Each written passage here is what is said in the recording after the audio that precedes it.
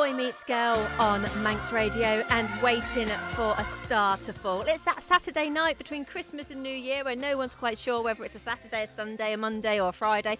But we're here anyway. It's definitely Saturday.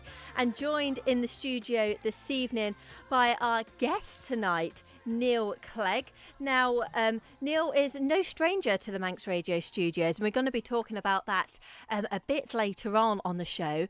But first of all, Neal, thanks for coming in tonight. We're having a bit of a dilemma and a few technical issues because we're both too old to figure out how to convert files from a Mac to a PC. But we're really trying to get there for you to play the mix out a bit later on in the show. It's definitely an age thing. Yes. For me, anyway.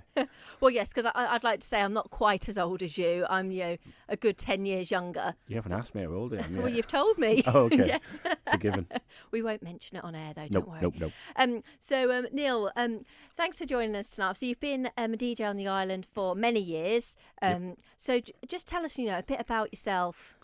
On a DJ basis, I lived in Brighton when I was 16 to 19, and I got quite early into the rave scene there. We were going to Zap Club. I was watching Carl Cox in his early days and people like Sasha and stuff. And I went to the biology raves and stuff. And I came back to Isle of Man in sort of 1989 when the thing was really kicking off. And it just wasn't the same thing happening. There was good stuff. There was some really good DJs. I'm not being derogatory. But, we had like the Lido and Dow Jones and so on. And things were happening, but it wasn't all that real house scene going on, the stuff that I was into. It was more of the hardcore, but nowadays you regard it as house.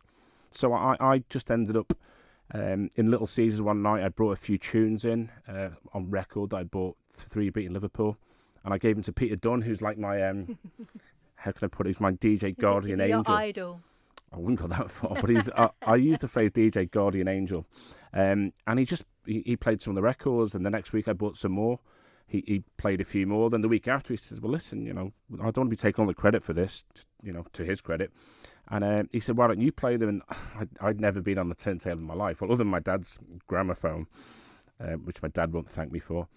And within a few weeks, I was the resident in the place, and, the place was insane. It was 700 people, and it just really kicked off. And again, there was other people doing it, but not really in my clique, per se. So that was the formative years, so to speak. And what do you think's actually happened to sort of like the nightlife on the Isle of Man and sort of the dance scene? Because it's rare now that you'd get that many people in one place, isn't it? Yeah, I totally agree. I look back to, I think the millennium was when I think things started to really fragment with people going out and stuff. I think at the time, and I wasn't playing at the time on the island, but I think they had the Life thing in the villa, and it was it was a great event and stuff. But you having pubs charging £20-30 to get in, babysitters wanting 250 quid for the night, and I think people then started to just sort of come away a little bit from the nightlife. If I look back to when I was like 17, 18, you would have like Wednesday night, ladies' night at the Cave. There'd be a queue like 200 metres down the prom. It's free for ladies, so there'd be like obviously a load of men queuing. Then Thursday night, you'd have Nicky Dow. Friday, Academy, then Saturday, Caesars, Sunday, if you were still going, you had something to do almost every night. And now I think people just less and less feel like going out the same. Obviously, I can't talk for the younger crowd, but no, I can't imagine 700-800 people cramming into a venue just to listen to banging house all night.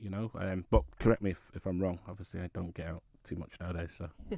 But you do get out enough to still DJ on the island. I do indeed, yeah. I'm very lucky. I play in 1886, which is an incredible venue. We've got downstairs, we have Dan and Hendo and the desk jockeys play downstairs, then myself, sort of Neal Cowie, Mike Beattie and various others, my brother Christian, we play upstairs in the cocktail lounge. And it's a fantastic venue, it's what's the last purpose-built venue, if you will, on the island. And James and Di, who are my friends as well as technically my bosses, they've put a really great place together, And it's been a fantastic Christmas. We've it's just been rammed in there every night. So yeah, but again, in a slightly more fragmented sense because it's maybe a little younger downstairs, a little old upstairs, and there's even a function room upstairs which has had quite a few sort of functions on. So I still get out occasionally.